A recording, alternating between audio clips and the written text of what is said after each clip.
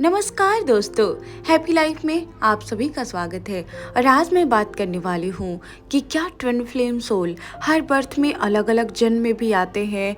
क्या उनका केवल मनुष्य रूप में ही वो ट्विन फ्लेम बन के आते हैं या किसी और रूप में भी, किसी और योनि में भी उनका जन्म होता है और ट्विन फ्लेम दोनों एक साथ।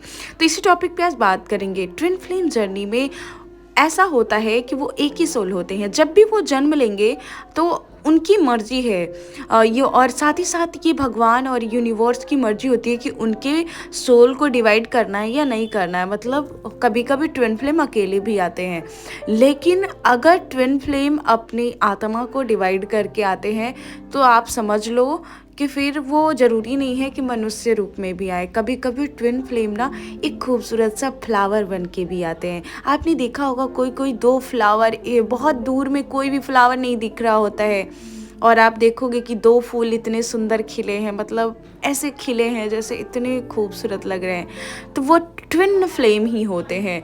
वो खूबसूरत से फूल जहाँ कहीं देखिए कि कुछ भी नहीं नज़र आ रहा है, कुछ भी नहीं है एकदम, और वीरान है और फिर वहाँ पे दो फ्लावर्स, खूबसूरत से फ्लावर हैं।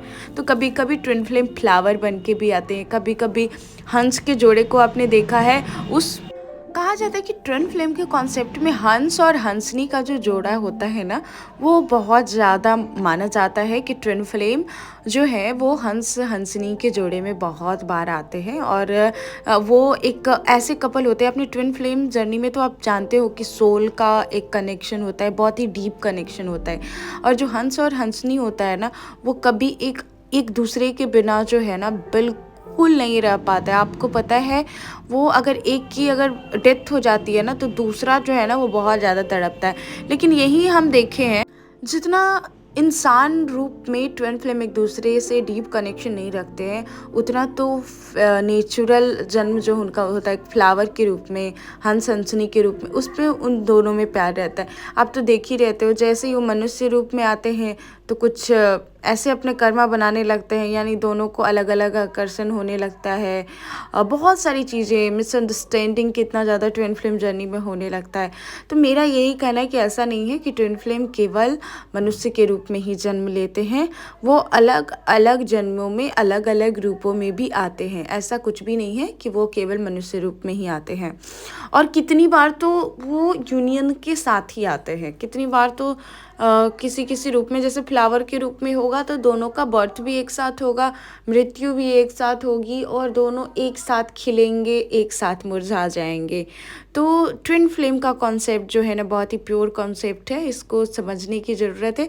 इसको बहुत अनएक्सपेक्टेड जो है ना, इसमें ये लोग बिलीव कर लेते हैं कि इसमें रोमांटिक चीज़ें बहुत सारी है।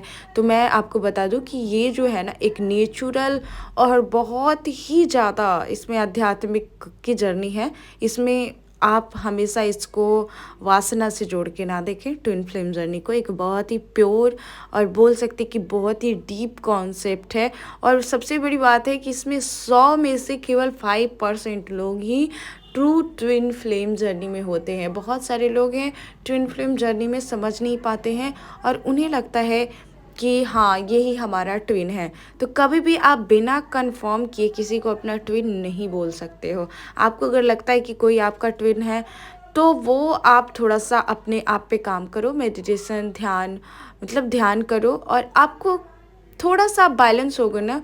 मैं तो इतना कहती हूँ कि अगर कोई फॉल्स ट्विन फ्लेम जर्नी में है, अगर वो मेडिटेशन करना शुरू कर दे, आध्यात्मिक मतलब अध्यात्म में जाना शुरू कर दे, तो अगर वो फॉल्स ट्विन फ्लेम जर्नी में होगा ना, उसका फॉल्स ट्विन फ्लेम जर्नी, तो जब वो अपने आप पे काम करेंगे, मेडिटेशन करेंगे, तो जो उनके फॉल्स ट्विन फ्लेम हैं वो खुद व खुद उनके लाइफ से चले जाएंगे।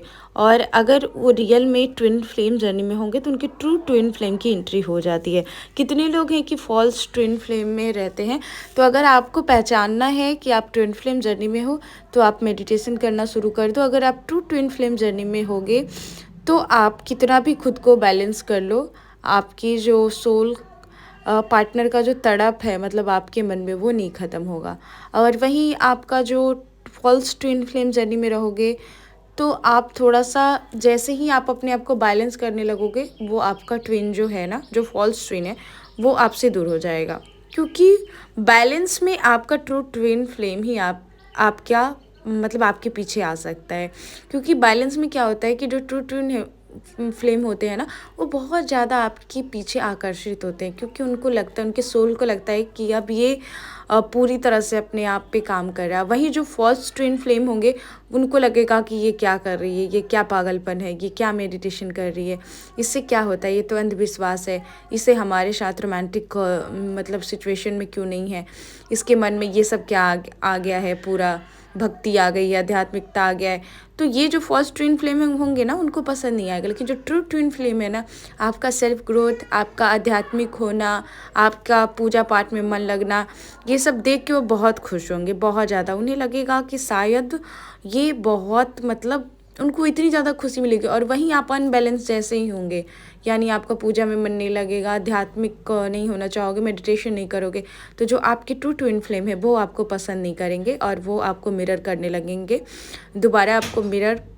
करके बहुत ज़्यादा परेशान करेंगे। सो एवरीवन, मैं यही कहूँगी कि आप लोग इनर वर्क करें, मेडिटेशन करें, क्योंकि मेडिटेशन जो है ना, वो आप ट्विन फ्लेम जर्नी में हो या नहीं हो, दोनों में ये जो है बहुत ज़्यादा महत्वपूर्ण है। क्योंकि अगर आप खुद को बैलेंस करोगे ना, तो आपका कोई भी रिलेशनशिप बहुत अच्छा चलेगा। हर जगह रिलेशनशिप में क्या है, कोई भी रिलेशनशिप हो, अगर आप खुद में बैलेंस हो तो आप हर रिश्ते को बहुत अच्छे से निभाओगे। तो हमारा यही कहना है कि आप लोग खुद को पहले बैलेंस कीजिए, आपकी ये ट्विन फ्लेम जर्नी बहुत अच्छी हो जाएगी और ईश्वर की कृपा रही तो आप लोगों का यूनियन भी होगा। तो आज की वीडियो में बस इतना ही बात करते हैं और नेक्स्ट वीडियो में हम लोग बहुत सारे बात करेंगे, ठीक है। और जो भी आप लोगों को पूछना है वो आप लोग पूछ सकते हैं, और अगला जो भी कमेंट्स करेंगे उस पर मैं नेक्स्ट वीडियो बना दूंगी।